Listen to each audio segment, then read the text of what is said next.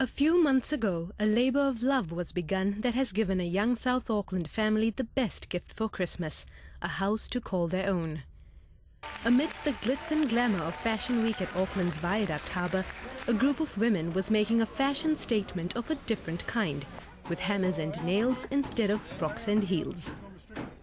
We met the CEO of Habitat New Zealand, Pete North, at the construction site. So this is our Fashion Week build with 300 ladies involved, partnering with Fashion Week and Felice Cooper. So these are all ladies involved in Fashion Week, or some of our corporate sponsors like AMP Group is here this morning. So we have plenty of qualified supervisors here to stand alongside, teach, stand back and let the ladies do the work. Right, so men aren't getting involved? Not at all. Well, again, in a supervisory role only, and actually serving morning tea. Founded in the US, Habitat for Humanity is a Christian not-for-profit organization that partners with families in housing need to build, renovate and sell simple but decent homes. It has international projects in many developing countries. Habitat came to New Zealand in 1992 and has built more than 345 homes here since then. This is our annual awareness week, so it's a high-profile blitz build, and we do that all the time throughout the country. We build houses in 5 days all the time, and there is a real housing problem here. I mean, there are people like Fredarh here who will tell you her story. She's actually living in a garage with her 3 kids. So that's actually quite a bit. You don't read about it in the news. Pete North explained that the New Zealand projects are not giveaways, but operate on the principle of sweat equity. This means that needy families who apply for a house have to invest at least 500 hours of their own labour to build their new home alongside Habitat staff and volunteers.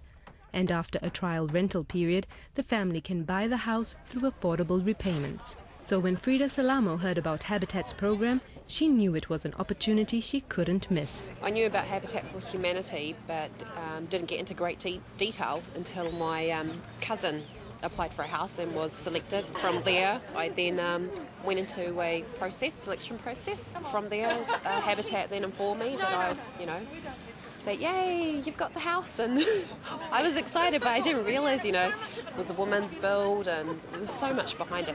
My children will have stability now, and actually have their own bedrooms. It'll mean that there will be no feeling for me to think, okay, where am I going to go next? Freda's family got right behind her on the build. It's good. It's always good to have family involved. I think it's important. I think it's important that family, all stick together. They should be there for each other. And that's another reason why I am in a good place at the moment. My big, strong family, always behind me. It's an opportunity to be able to help my daughter build a house for her and her children. And Habitat giving her that opportunity is the best part about it. It helps people like her to have a home,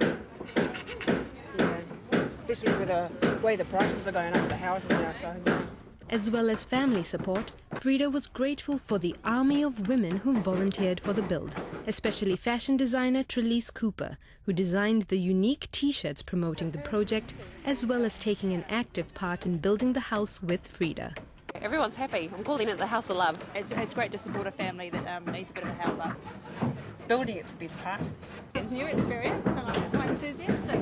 I love it. I just love it. It's great fun. That's really exciting. It's quite a lot of fun. Yeah. Loving it. Positive, no moaners here. Actually doing something that I've never done before and it's good experience.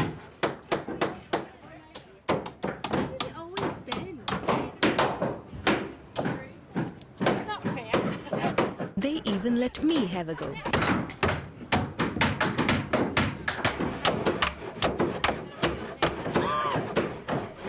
Despite some uncooperative weather, the build went according to schedule, and by the end of Fashion Week, the house was ready to be shipped off to its final site in Mangere. I don't know who would be more excited, myself and the kids. When everyone's gone, we'll be jumping up and down. Yeah! Weeks of hard work followed to get the house into shape. Fredarh was working her usual shifts at her regular job, then putting in even more hours on the house. Busy working, kids, building a house. I had the Bluebird team and my family members build with me for the next, I think, couple of months. Kids had only seen the house once after the viaduct, so it was their first time, the day of the dedication. And it was worth it. On Saturday, the 7th of November, Habitat for Humanity officially handed over the house to Fredarh in a moving dedication ceremony. and the Salamo family finally had a home of their own in time for Christmas. We've spent our last 3 Christmases in my mum's garage. I must admit, I do cry at night. You know, because I'm thinking, I was living in my own bedroom. Fredar's proud of the work she and her family have put into her house and grateful to the Habitat team for making it possible. And she has a word of encouragement for other families who find themselves without a place to call their own. Have faith, be patient, and it will happen. If you put your mind to it and if you're a strong person, it will happen. I feel if you give, you know, something will always be given to you in return.